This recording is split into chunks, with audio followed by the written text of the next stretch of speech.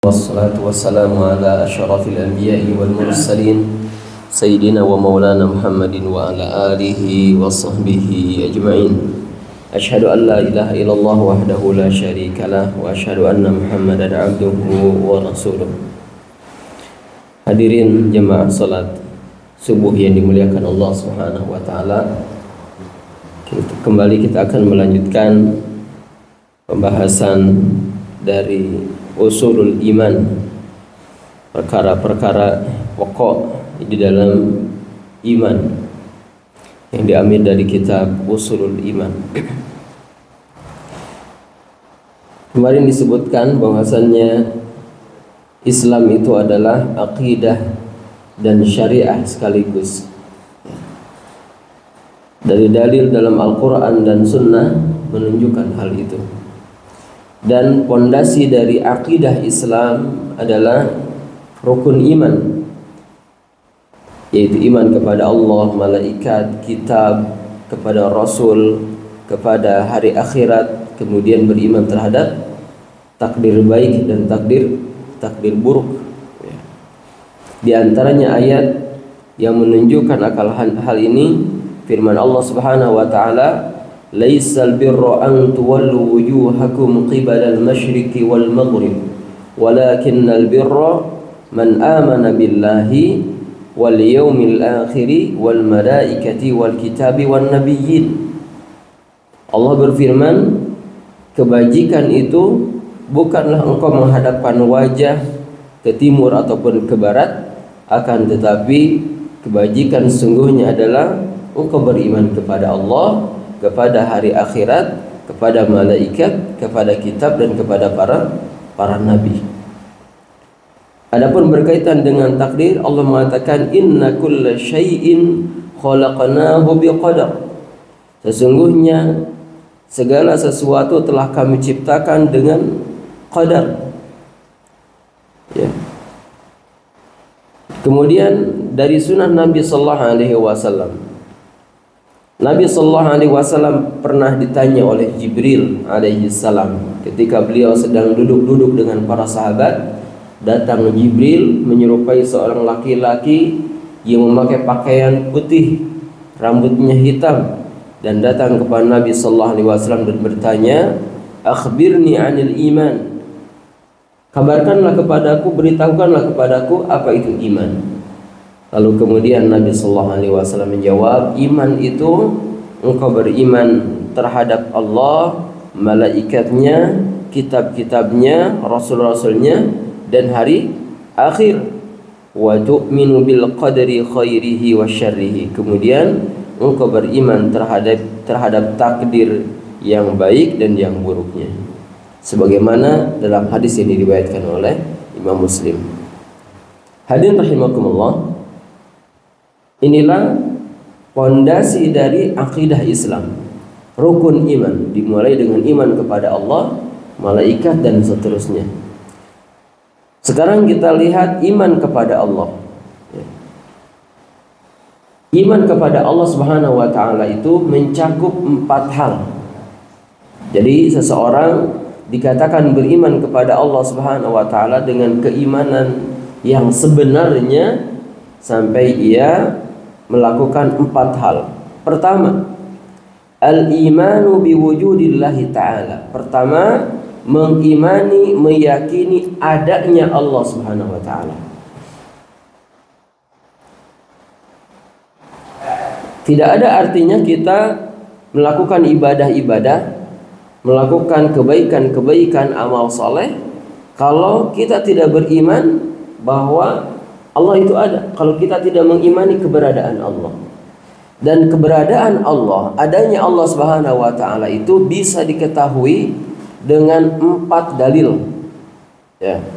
Dengan 4 dalil. Yang pertama dalil fitrah, yang kedua dalil akal, yang ketiga dalil syar'i, dan ketiga dalil hissi. Artinya keempat hal ini bisa mengantarkan seseorang kepada keyakinan akan adanya Allah. Yang pertama dalil fitrah. Fitrah, sifat bawaan manusia. bahwasannya setiap orang, setiap manusia diciptakan oleh Allah Subhanahu wa taala di atas fitrah keimanan kepada Rabb-nya, di atas fitrah keimanan terhadap penciptanya, siapapun itu.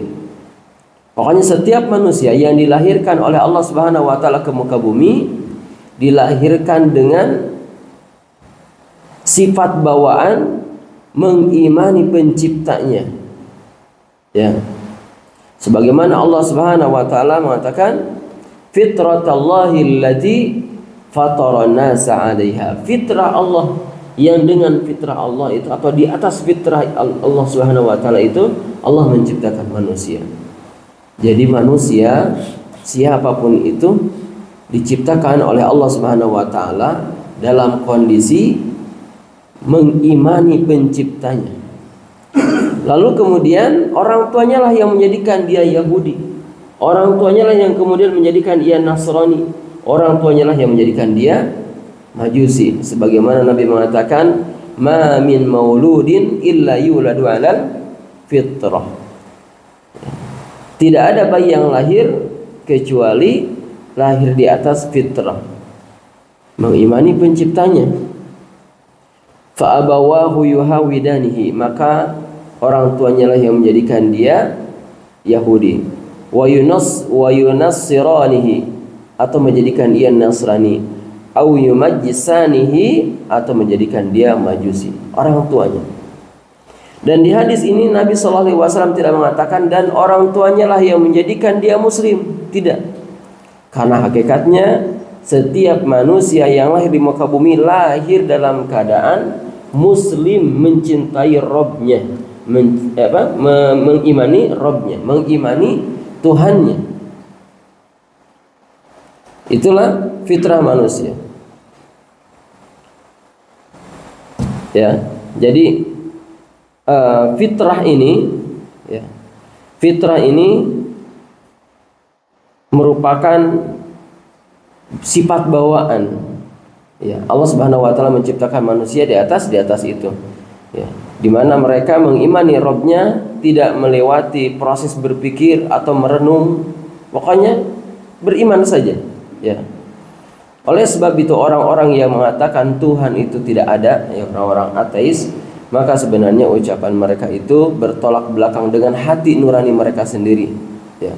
Karena hati nurani manusia aslinya, ya, kalau fitrahnya tidak rusak, mengimani adanya pencipta yang menciptakan dirinya dan yang menciptakan alam semesta. Jadi manusia kalau mengikuti hati nuraninya, mengikuti fitrahnya, maka dia akan sampai kepada pencipta yang sebenarnya dari alam semesta ini, yaitu Allah Subhanahu wa taala. Kemudian dalil kedua, ya, adalah dalil akal. Manusia kalau menggunakan akalnya dengan sebaik-baiknya, maka dia akan sampai kepada keyakinan adanya Allah Subhanahu wa taala. Bagaimana caranya? Renungkanlah, pikirkanlah. Apa mungkin ada sesuatu tanpa pencipta? Tidak mungkin. Akal kita akan menolak kalau dikatakan ada sesuatu yang lahir yang ada tanpa penciptanya. Segala sesuatu yang ada di muka bumi ini, yang ada di langit, yang ada di antara keduanya, apa yang kita lihat, apa yang kita dengar, mesti ada penciptanya. Dan kalau dikatakan itu semua ada tanpa ada pencipta, maka akal kita akan menolak. Karena adanya sesuatu tanpa pencipta bertolak belakang dengan akal yang sehat. Apa yang ada yang kita lihat sekarang itu mesti ada penciptanya. Nggak usah jauh-jauh, di masjid ini saja. Ya. Masjid ini ada karena ada yang menciptakannya, ada yang membuatnya. Ini air aqua ini ada yang membuatnya. Mic yang kita pakai juga demikian. Laptop yang tablet yang saya pakai, meja ini, semuanya ada yang menciptakan, ada yang membuat. Ya. Mustahil sesuatu itu ada tanpa ada yang membuatnya.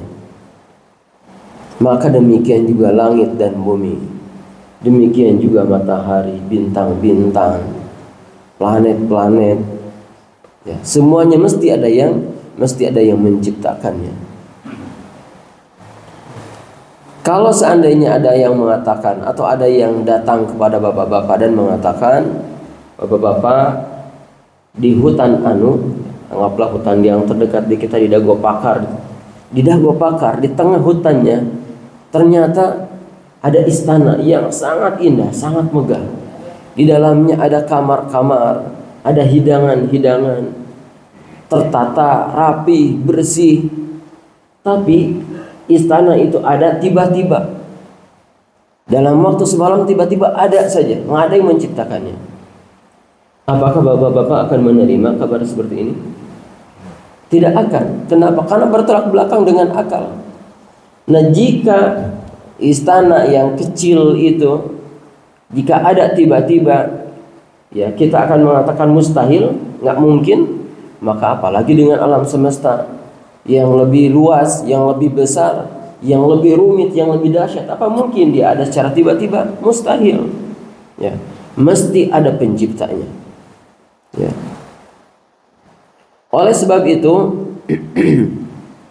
Allah Subhanahu wa taala berfirman di dalam Al-Qur'an, "Am khuliqu min ghairi syai'in am humul khaliqun?" Apakah mereka itu diciptakan? Apakah mereka itu diciptakan oleh sesuatu yang tidak ada, atau apakah mereka ada secara tiba-tiba? Am humul khaliqun, atau mereka menciptakan diri mereka sendiri? Ayat ini mengajak orang-orang musyrik yang merupakan objek yang dituju oleh ayat ini untuk berpikir. Pikirkan keberadaan mereka. Apakah mereka ada itu secara tiba-tiba, tidak ada yang menciptakan, atau diri mereka yang menciptakannya? Diajak mereka berpikir untuk merenungkan apakah alam semesta ini datang secara tiba-tiba atau mereka yang menciptakannya. Ya. Am khalaqus samawati wal ard bal la yuqinun, atau apakah mereka yang menciptakan langit-langit dan bumi? Akan tetapi mereka enggak yakin. Am indahum khazainu rabbika am humul musaytirun. Diajak nih orang-orang musyrikin untuk berpikir. Di saat itu, ya, seorang musyrik namanya Jubair bin Mut'im ketika mendengar ayat ini dibacakan, ia mengatakan, kada qalbi ayyatir, seolah-olah atau hampir saja hatiku ini terbang mendengarnya. Begitu mengguncang ayat ini, mengajak akal untuk berpikir dan merenung apa yang menyebabkan mereka dalam kekafiran dan dalam kesyirikan. Ayat ini meyakinkan orang-orang yang mampu berpikir untuk meyakini akan adanya pencipta. Ya. Kemudian Abdullah bin Mut'im mengatakan, wa kadzalika awwalu ma waqara al-imanu fi qalbi. Inilah saat pertama, demikian saat pertama aku mendengarkan ayat yang membuat iman tertambat di hatiku. Ya. Jadi adanya alam semesta, adanya segala sesuatu yang ada di muka bumi ini menunjukkan adanya pencipta. Tidak adanya pencipta dari alam semesta ini sesuatu yang mustahil dan tidak masuk akal. Ya, tidak masuk akal. Apalagi alam semesta ini begitu rumit, ya. Begitu rumit.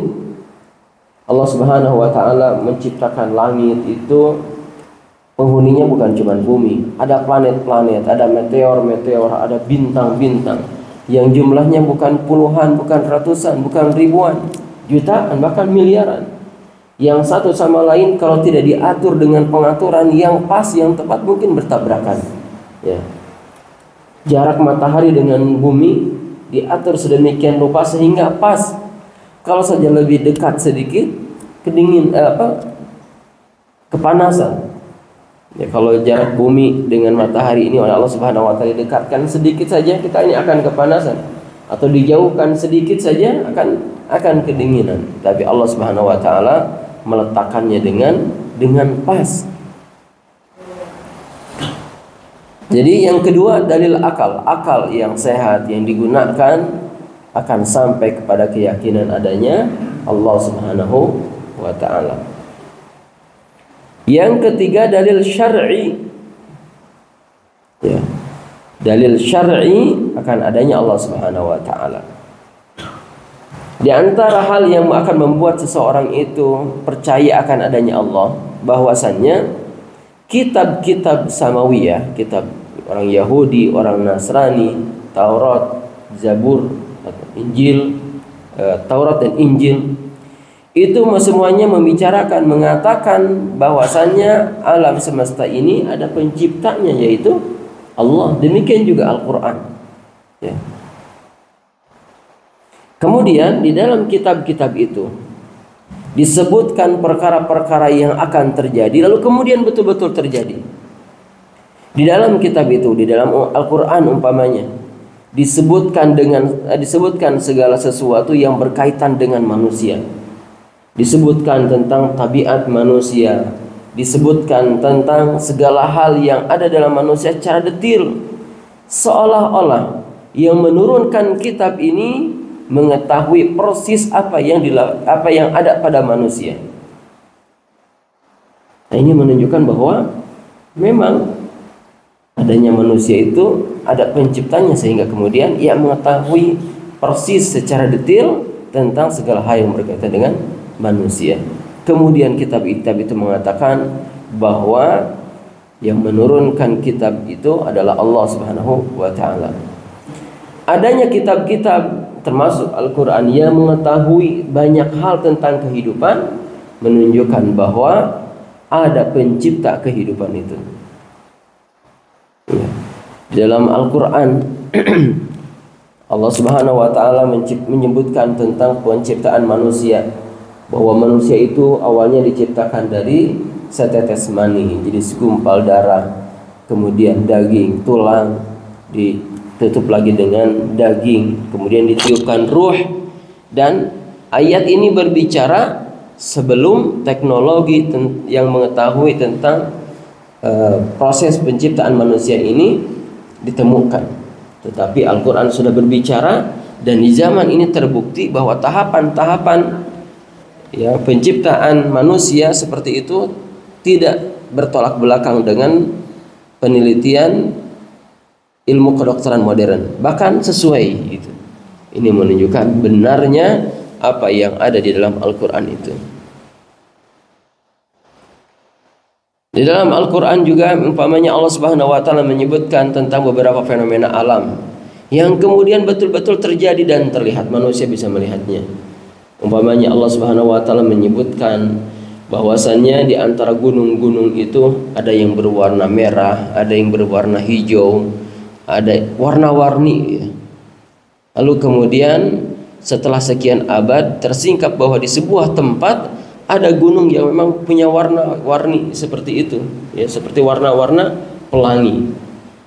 Atau di dalam Al-Quran Allah Subhanahu wa ta'ala menyebutkan akan adanya pertemuan air laut dan air tawar yang satu sama lain tidak bisa bercampur, terpisah seperti minyak dengan air ya.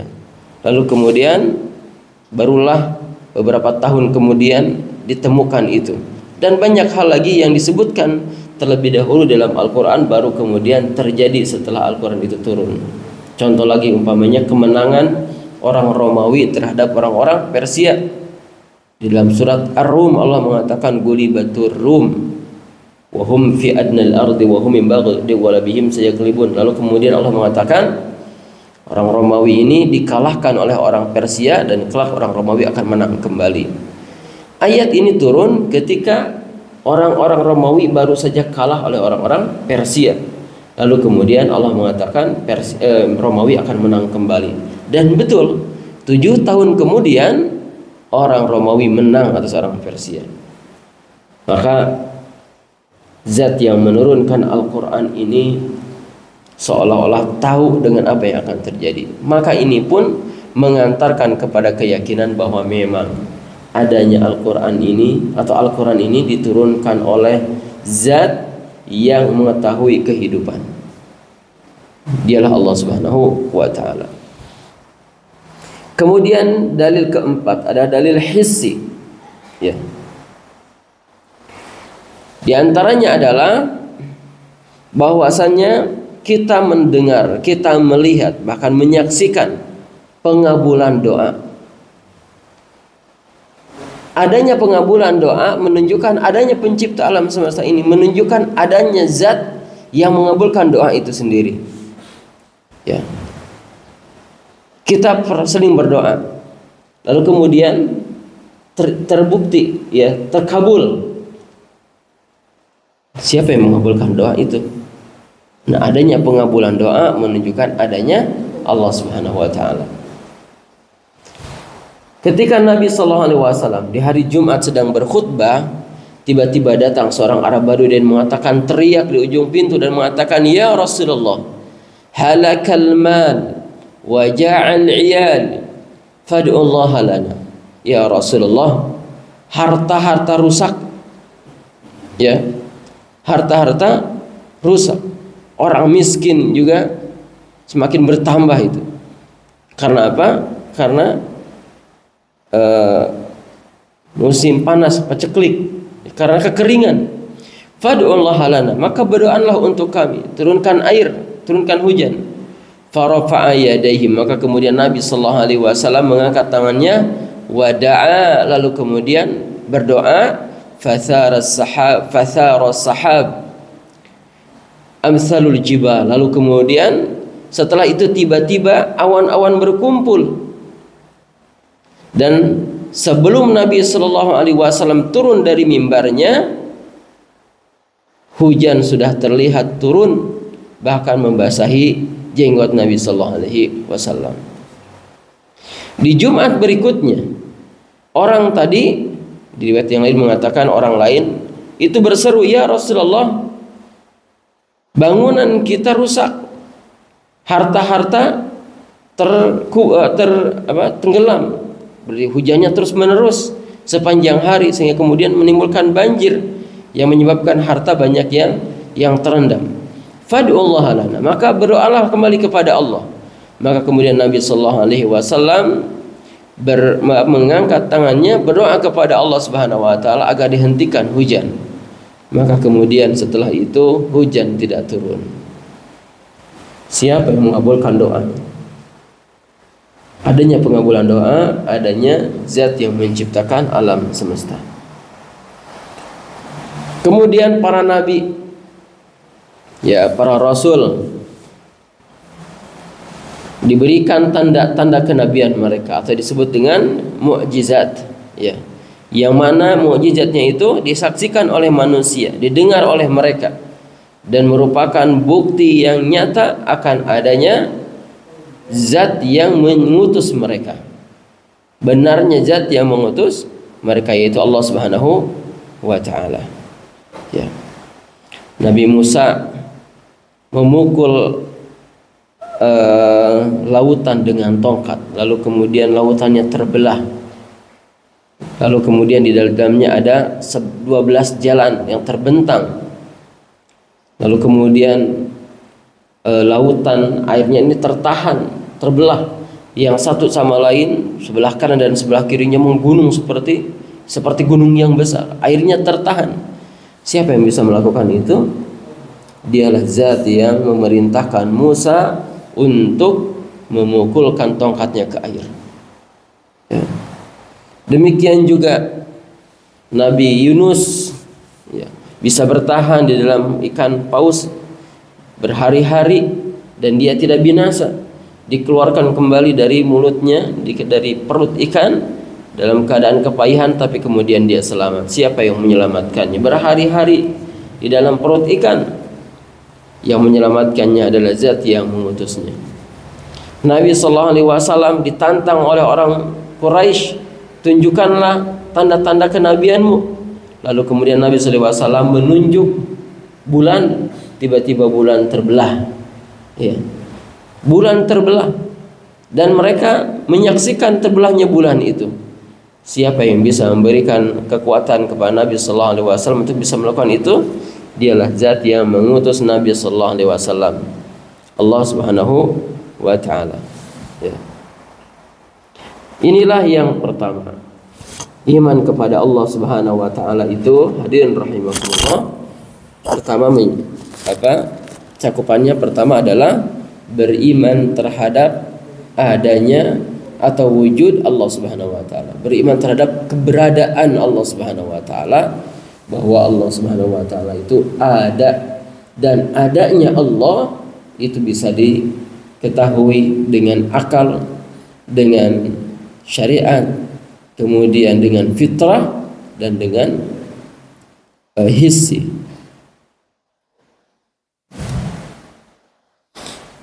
Kemudian yang kedua, cakupan iman kepada Allah adalah beriman terhadap rububiyah Allah. Mengimani, meyakini bahwa Allah adalah Rabb. Ya. Rabb itu artinya yang menciptakan, raja segala sesuatu, yang menghidupkan, yang mematikan, yang mengatur, yang mengurus, yang menjaga alam semesta. Dialah Allah. Jadi tidak sempurna keimanan seseorang kepada Allah sampai meyakini bahwa Allah Subhanahu wa taala satu-satunya zat yang menciptakan, yang menghidupkan, yang mematikan, yang memberikan rizki, yang mengatur kehidupan, yang menjaga kehidupan, yang memberikan manfaat, menolak mudarat, yang memberikan jodoh, dan seterusnya. Hanya Allah Subhanahu wa taala. Ya. Dan sesungguhnya seluruh manusia, termasuk orang-orang yang mengaku ateis sekalipun, yang mengatakan bahwa Tuhan itu tidak ada, di dalam hatinya ada keyakinan itu bahwasanya ada zat yang menciptakan, yang mematikan, yang menghidupkan, dan mematikan, yaitu Allah Subhanahu wa taala. Oleh sebab itu, ketika Allah Subhanahu wa taala berbicara tentang Fir'aun yang sombong, yang dengan kesombongannya dia mengatakan ana rabbukumul a'la, aku adalah Rabb kalian yang maha tinggi, ya. Yang dengan kesombongannya dia mengatakan kepada para pengawalnya, kepada pembantu-pembantu kerajaannya, dia mengatakan, ya ayyuhal mala' ma alimtu lakum min ilahin ghairi, wahai para pembesar, aku tidak mengetahui adanya ilah, adanya sembahan selain aku. Begitu sombong, mengakui bahwa dirinya sebagai sembahan dan mengatakan bahwa tidak ada sembahan selain dirinya.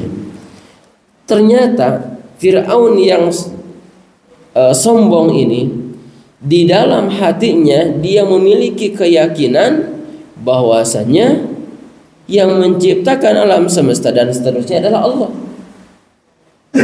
Ini Fir'aun yang mengaku bahwa dirinya Tuhan itu, ternyata di dalam hatinya punya keyakinan yang menciptakan kehidupan, yang menghidupkan dan mematikan dan seterusnya itu adalah Allah Subhanahu wa taala. Dari mana kita mengetahui? Dari zat yang mengetahui isi hati Fir'aun, yaitu Allah Subhanahu wa taala. Allah mengabarkan kepada kita tentang kondisi hati Fir'aun. Allah mengatakan, wajahadu biha. Fir'aun dan bala tentaranya menolak dakwah Nabi Musa. Wastaiqanatha anfusuhum, akan tetapi ternyata hati mereka menerima dakwahnya, mengimani apa yang didakwakan oleh Musa, membenarkan. Ketika Musa mengatakan kepada mereka Rabb semesta alam semesta ini, Rabb semesta alam ini adalah Allah, hati mereka menerima. Tapi kenapa ucapan mereka, perilaku mereka menolak? Zulman wa uluwa, karena kezaliman dan kesombongan mereka.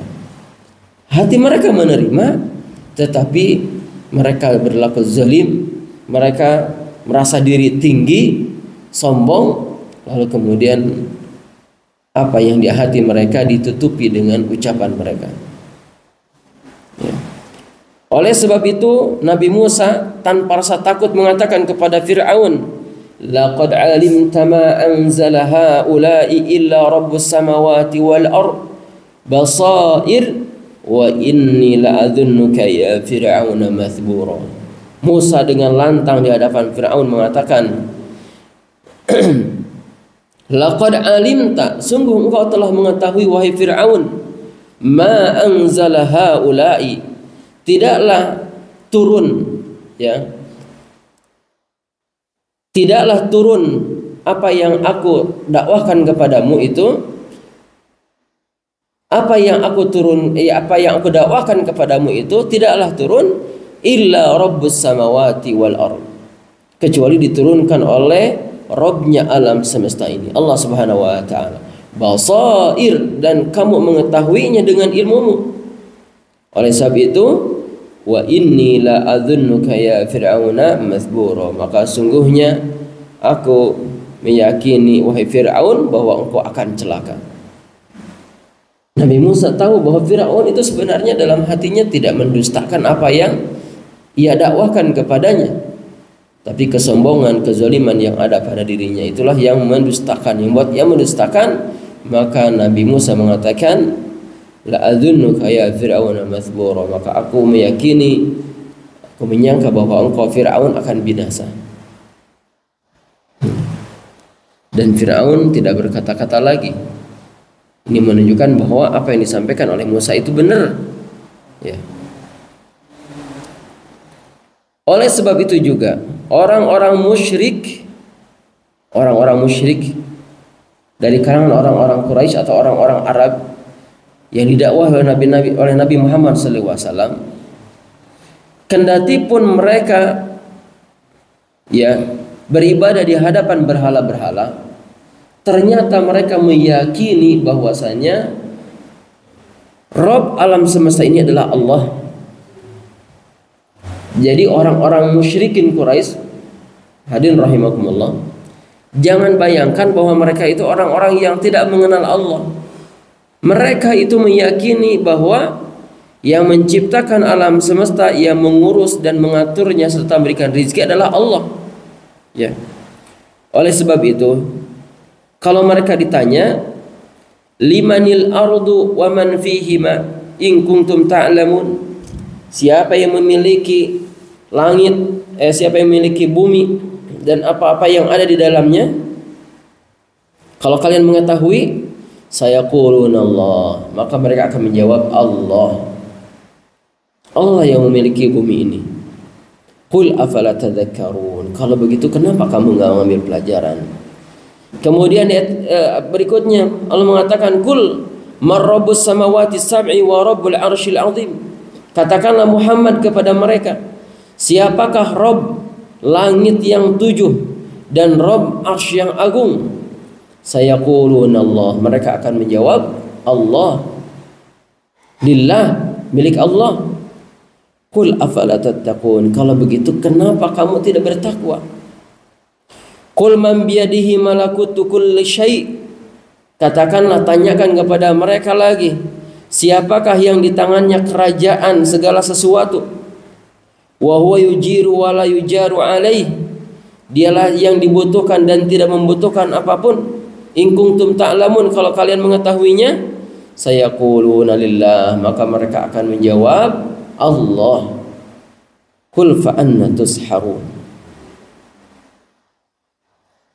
maka bagaimana mereka bisa lupa seperti itu, bisa tertipu, ya. Di ayat yang lain Allah mengatakan, wala in sa'altahum, seandainya engkau bertanya kepada mereka wahai Muhammad, kepada orang-orang musyrikin itu, man khalaqas samawati wal ardh, siapa yang menciptakan langit-langit dan bumi, la yaqulunna Allah, niscaya pasti mereka akan menjawab Allah. La yaqulunna khalaqahunna al-azizul hakim, al-azizul alim, maka niscaya mereka akan mengatakan bahwa yang menciptakan langit dan bumi itu adalah Al-Aziz, Al-Alim, yang maha perkasa dan maha mengetahui, itu Allah Subhanahu wa ta'ala, ya. Fa anna yufakun, kalau begitu kenapa mereka bisa melenceng, bisa menyembah kepada selain Allah, sementara mereka meyakini bahwa Allah adalah zat yang menciptakan mereka, yang mengatur kehidupan.